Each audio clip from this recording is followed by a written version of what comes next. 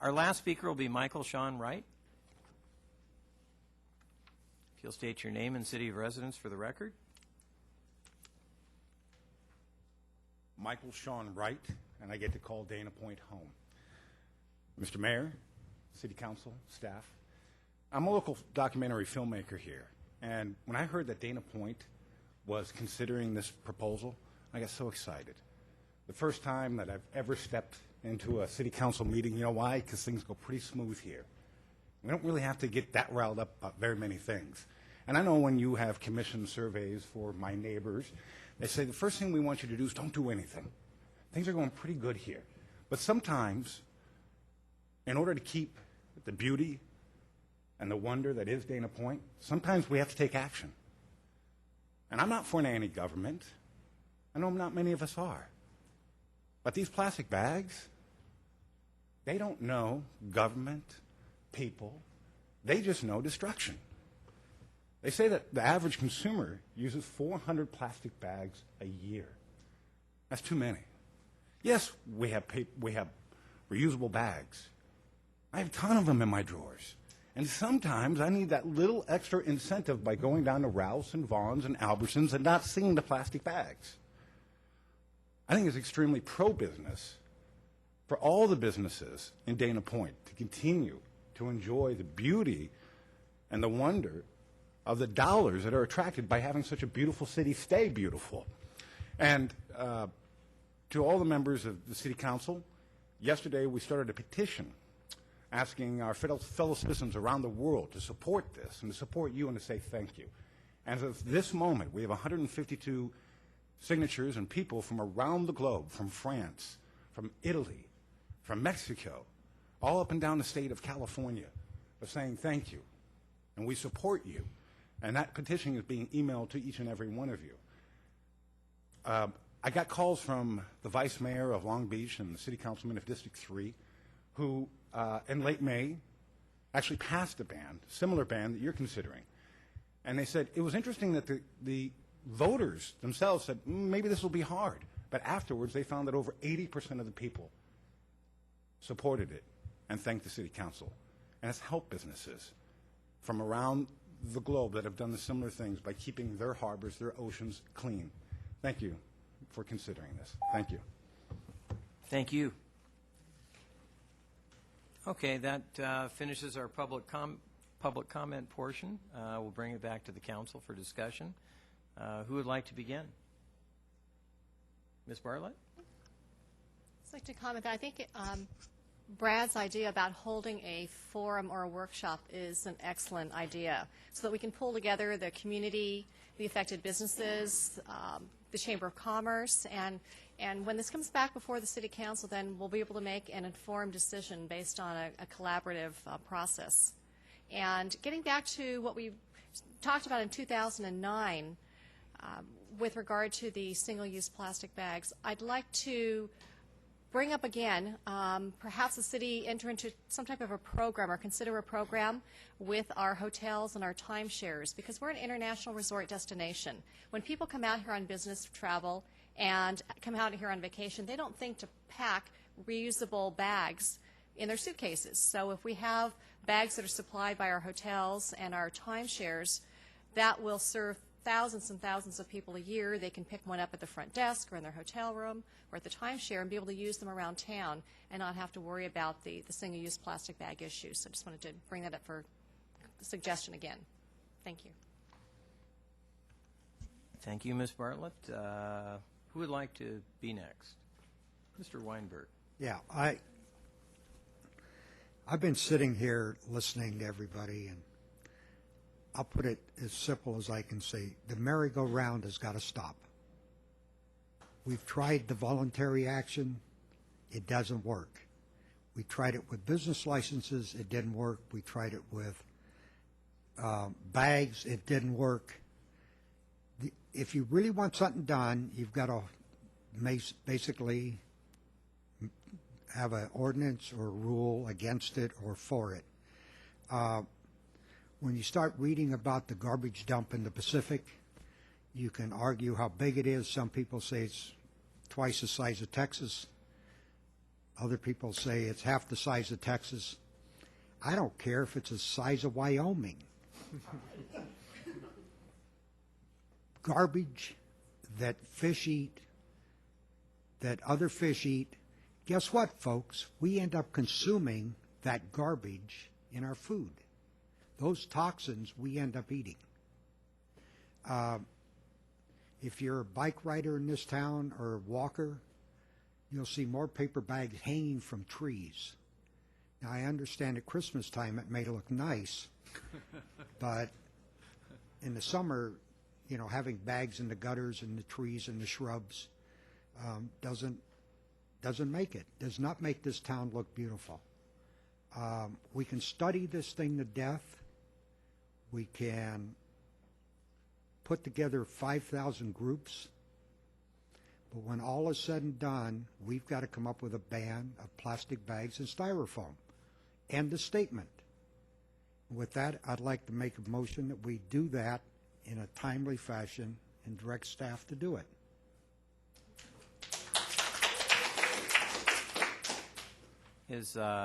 For purposes of order, is there a second to Mr. Weinberg's motion at this point? Okay, there's a second by Ms. For discussion. Please, Mayor Pro Tem. Well, I agree. I mean, I kind of feel like we've talked about this before.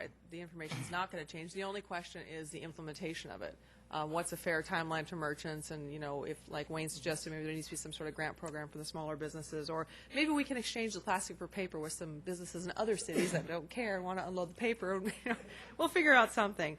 You know, there's been some criticism that this is just a feel-good ordinance, you know, that's not really necessary. And I don't understand, I guess, why anybody would be passionate or like plastic bags. I mean, to me, this is the most disposable, you know, product in every sense of the word. I mean, it has no relation on my life other than the dog poop bags, which if you talk about banning those, I'll just get a scooper. I don't care. You know, I don't see people freaking out outside of Costco. How do I get the stuff to my car? How do I get it from that car to the house? Costco's never given out bags, and their business certainly isn't hurting. So I just don't see how this is even a hot button issue for anybody, because we, you know, before plastic bags came around, people made do. You know, there's places that don't offer plastic bags, and you make do. It's just doesn't seem like that big of a deal to me. So I think the real question is, what's a fair and reasonable implementation plan? And I really hope we can move forward with this as well. Mr. Bro. Thank you, Mr. Mayor. Well, I don't think anybody likes trash except possibly CR&R. But I'm personally opposed to a government becoming the nanny state. Where does it stop? Greasy, fat foods, cigarettes, everything that banned?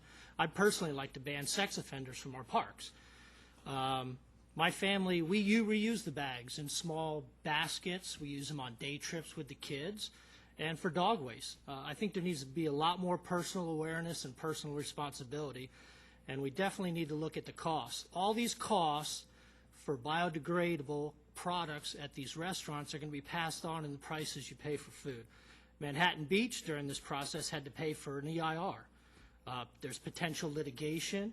Huntington Beach paid a consultant to support a mitigated negative declaration.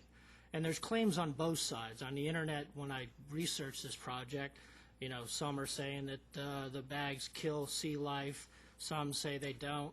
There's a heavy case for paper being even worse than plastic because all the trees that have to get cut down. I think we need to look at the private sector.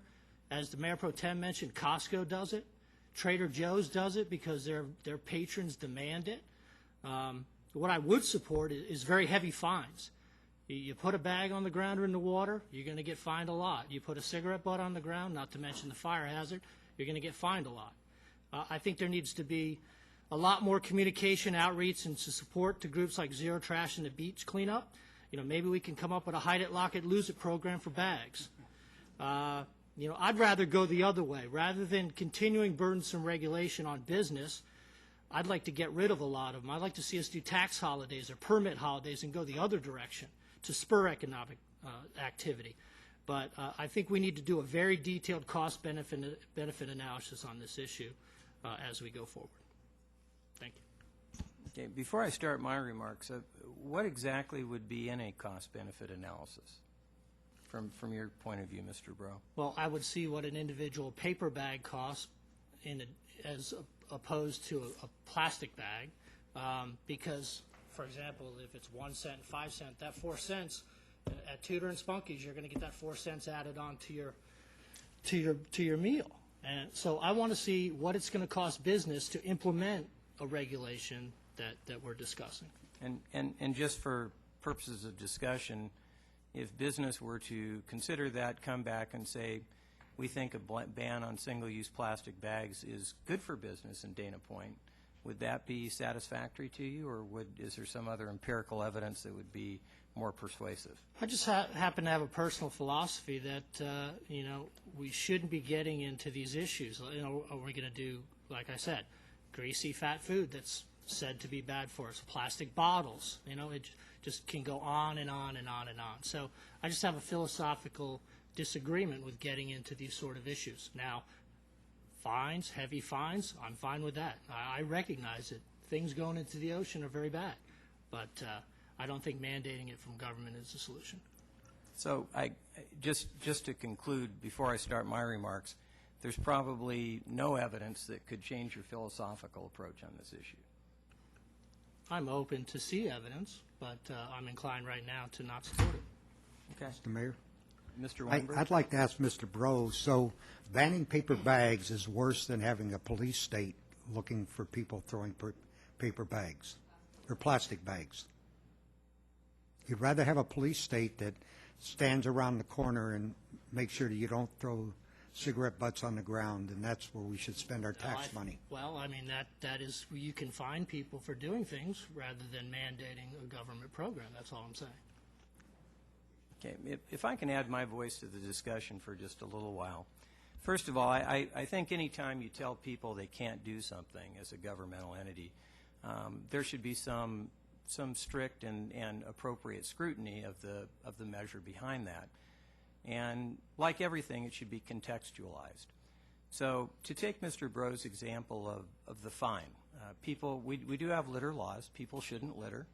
They should take their single-use plastic bags and they should throw them away in earnest to avoid a heavy fine. And I suppose if you lived out in the Mojave Desert, for example, or an inland city, someplace like that, the potential damage that could occur by the person failing to observe the litter law that you have fines to prevent, there is going to be some breach of that law at some time. If you're in the Mojave Desert, you still have an opportunity to capture that plastic bag. It's not going to go out in the ocean. It's not going to catch in an eddy current. It's not going to get blown on the wind. There aren't any street sweepers in the ocean that I know that work particularly effectively. So to contextualize it, the cost of failure to be vigilant, diligent about complying with the litter laws when you live on the edge of the continent like we do here in Dana Point and any coastal city in California does, or I would submit any coastal city in the country or the world, is when that person decides that they're going to litter because they think they can escape Mr. Bro's fine, that bag goes out into the ocean and it will never be captured. I think that's fair to say, and I think that there actually is a great body of empirical evidence to support that, at least the evidence that I've been reading. And I don't know that that's a chance that we as stewards of our natural resources in a coastal city on the edge of a continent. Now, I understand Mr. Bro's point that we can't be overbearing in government and tell people what they can and can't do without good reason, but I'd at least want that to be evidence-based. And the evidence that I've seen so far, and it's been adduced for our record this evening, and I suspect we're going to hear more of as we go along, is when you live in a coastal city, the cost of noncompliance with litter laws, just like, I would imagine if you're up in Yosemite, you can't have open campfires in most areas up there. Why? Because if the one person doesn't do it right, they may start a forest fire that will destroy an irreplaceable public resource. And I think that that's a very, very important item to consider from the context of where we live. Maybe what's right in a different inland city is less compelling than what we do on the coast. With respect to the cost-benefit analysis, the reason I asked Mr. Bro the question, and I thought it was a fair question, and I'm genuinely confused because there are so many determinants that go into that question, I can't even begin to imagine where to begin or end. I don't think it's just the cost of the bag.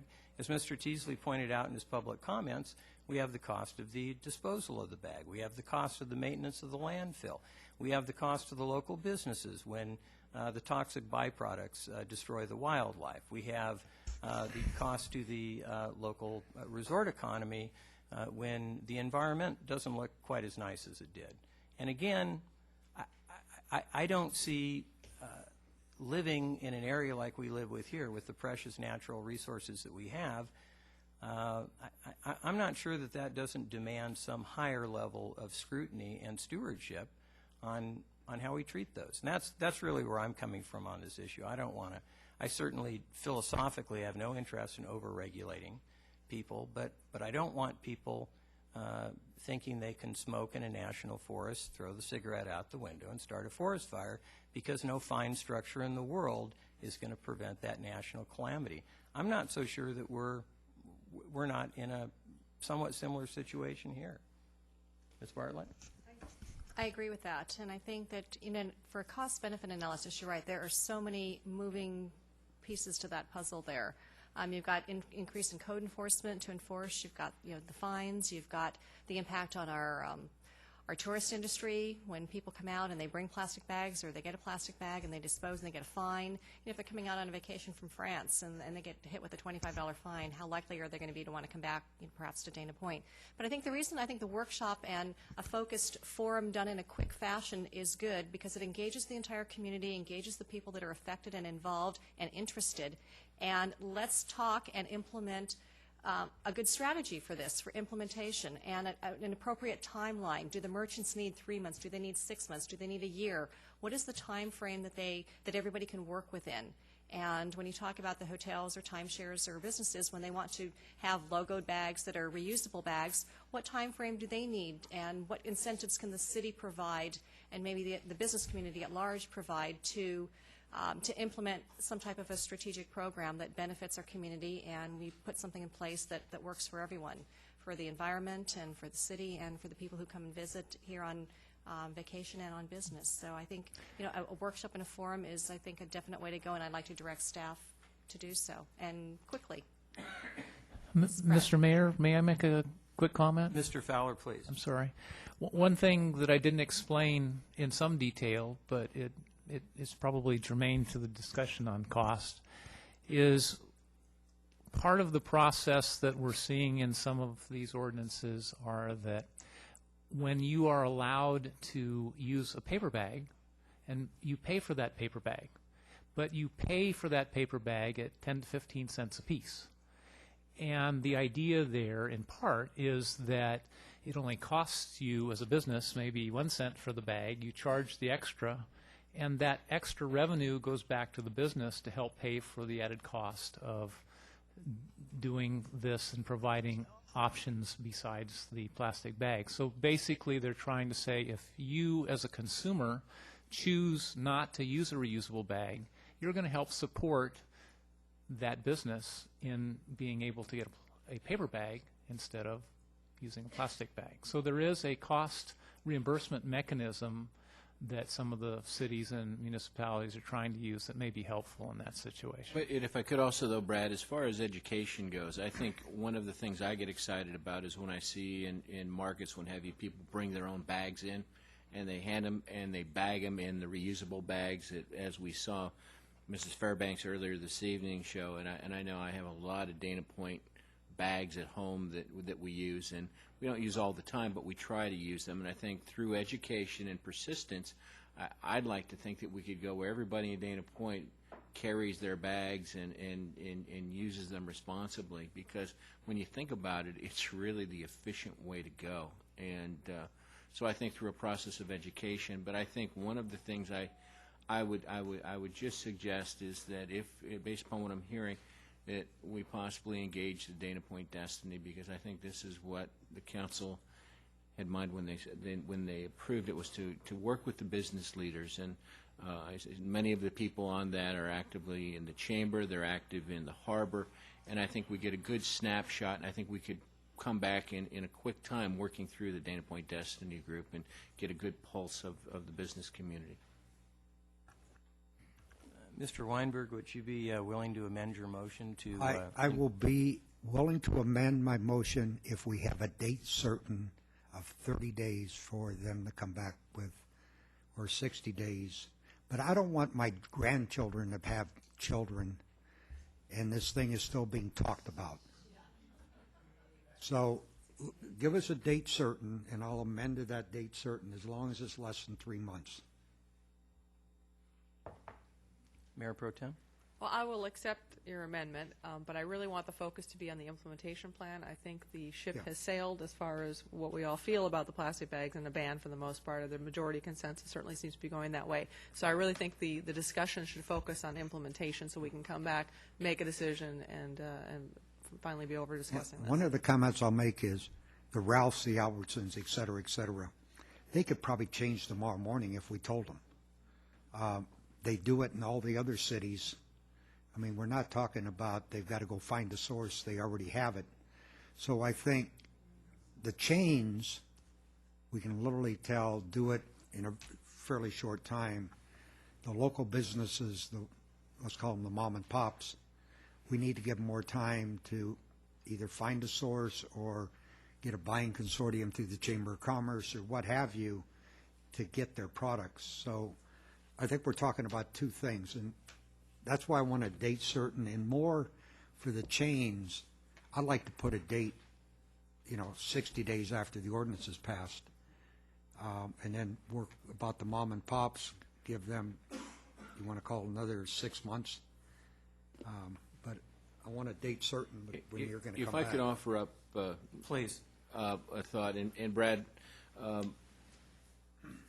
I know we're going to be scheduling a Dana Point Destiny meeting in the near future. We're going to be talking about transportation on that, and I can see this is going to move to the top of the list on that. Brad, do you think it's fair that if we were to meet the Dana Point Destiny in the next couple weeks, we could engage in a dialogue, and then I'm sure, based upon what I'm hearing here, because I see many of the people who serve on in that committee are in the audience tonight and have spoken on this, if we needed a follow-up meeting, we could probably accommodate that. Could we possibly come back with a draft ordinance by the first meeting in December, which is in essence by the end of the year? Absolutely. Right. And if we do that, we will bring back an ordinance, and I think what we'll focus on with the Dana Point Destiny Group, if that's the council's direction and pleasure, is on the implementation. Everybody knows what the ordinance needs to look and smell and feel like. It's the implementation, and we could bring back a candidate ordinance at that first meeting at the latest, and then let the council take the input they receive and then take it and modify that ordinance as appropriate or send staff back. But I think, based upon what I'm hearing on the dais as well as the testimony received this evening, that my hope is that we would have something adopted in the first quarter of next year. But again, I want to make sure that we get a lot of good vetting with the business community as far as implementation. So I think, Mr. Weinberg, if you were to ask me tonight, and after looking at Mr. Fowler, say our goal would be to return with the draft ordinance no later than the first meeting in December, which it could be before that time. But the thought is, based upon council's direction then, that we would then return with a final ordinance for adoption in January, February at the latest, or first quarter of next year. And I think that's based upon what I've seen in other cities, that's very aggressive, but I think it's doable for Dana Point. And I just want to clarify real quickly, we're going to have to do some level of environmental review here, at least an initial study, and likely a negative declaration. So I want to clarify that for the record, we're not making a decision right now to ban plastic bags. We're only giving direction to staff to come back with a proposed ordinance. And what kind of time are we talking about? We'll definitely have to do an initial study, which is relatively quick turnaround, and then a negative declaration afterwards. at least a negative declaration, depending on the outcome of the initial study. It's not going to be a long period of time. Because I'm getting older every day. Mr. Weinberg, believe me. At least a few days. This is something, as always, we want to be thorough, and we want to dot the i's and cross the t's, as we always do in Dana Point. But, I think we're making a commitment from the staff point to move this forward as quickly as we can. We want to make sure that the council adopts the very best possible ordinance that they can. So I'll amend it to a date certain on December 14th. Well, you could just rescind your motion, too. What? You could just rescind your motion, too, for the time being and make a new one or not, even since we're just discussing. Oh, I'd like to leave the motion alone, which is basically the two items, plastic bags and styrofoam. And I think what I heard you say, Mr. Weinberg, is that you'd like the city to, one, consult with the Dana Point Destiny Right. Group at its regular meeting, schedule a meeting, which will be very soon, and to come back with a draft ordinance addressing the concerns, the subject matter that you articulated, the plastic bags and the styrofoam, no later than, when's our first meeting in December? 14th. The It's the 14th. only meeting. The first and last meeting in Yeah. December. And November is the beginning of November, so that doesn't work. And then I suspect that your motion would also direct staff to begin the environmental analysis required by CTY. I was just going to say that, Okay. Mr. Mayor. I think that's what your motion would be. That's but it. Don't let me put words in your mouth. No, I never do that. All right, I will second the amended motion as stated.